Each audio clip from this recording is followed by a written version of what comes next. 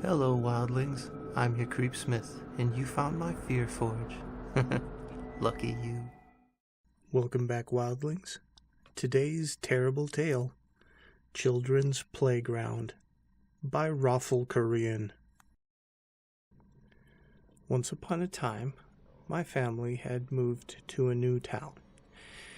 This was a much nicer, cleaner, quieter town than the one that I'd lived in before. Not the sort of place you'd expect to have things wrong with it. There was a very big public park right in the middle of town. It housed rows upon rows of swings and slides infested with snake-like tunnels that weaved in and around the playground, providing a maze for children to lose themselves in their games. There was even a functioning merry-go-round, which seemed to always be just slightly turning, inviting the children to hitch a ride on its platforms and twirls. I have to emphasize the fact that this was a nice, quiet, peaceful town. The kind of town where kids could leave the house on their own and take the short journey over to the park and just have fun. I'd been given strict instructions for that day by my parents that I should come home the second that it started turning dark. But all in all, my life was pretty good, or so it seemed. This was on a Friday. I knew the day because I remember coming home from school with a large grin on my face, as I knew I had the luxury of non-stop playing for the next 2 whole days. So I did what I always did. I chucked my school bag on my bed and listened to my parents order me to change into other clothing. In a matter of minutes, I was ready to descend into a world of fun, and nothing could stop me. I was excited before we even got to the park. The tunnels were my favorite. It was so easy to get lost in them, which made great fun for playing hide and seek with my 2 friends, Billy and Tom. They were both in my class, and like many 8-year-old kids, we all loved any game that filled us with pure adrenaline. We were going to play what we called murder. Now, I don't expect anyone to know this game because the 3 of us made it up. The rules were very similar to hide and seek, except when the one seeking found you, they had to pretend to murder you. It was nearing winter, as I remember being cold as I wormed my way around through the tunnels, furiously trying to find a perfect hiding spot. Billy was our seeker for this turn.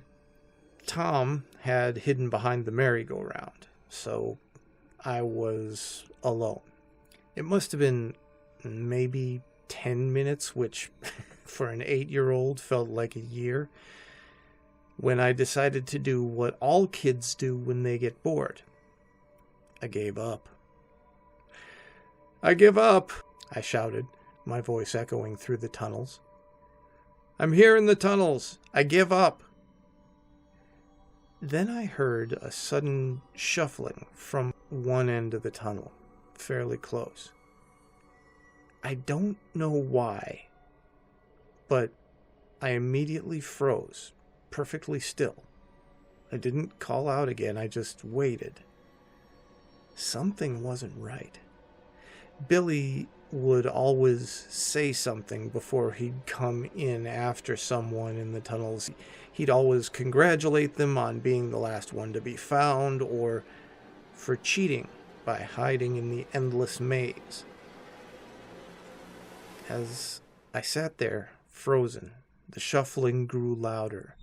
I could tell it was starting to get dark outside as these tunnels were beginning to lose their light, slowly but surely dropping into darkness.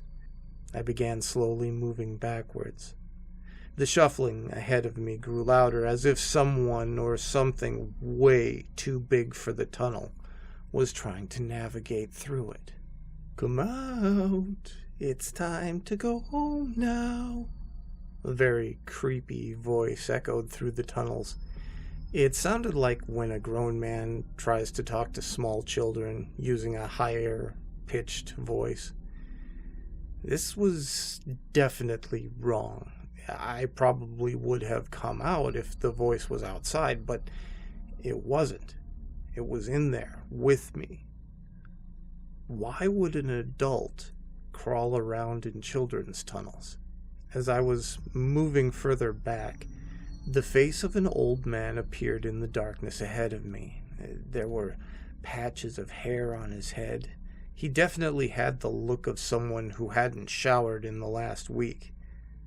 Now, I couldn't see what he was wearing, but I knew his old clothes were tattered, dirty.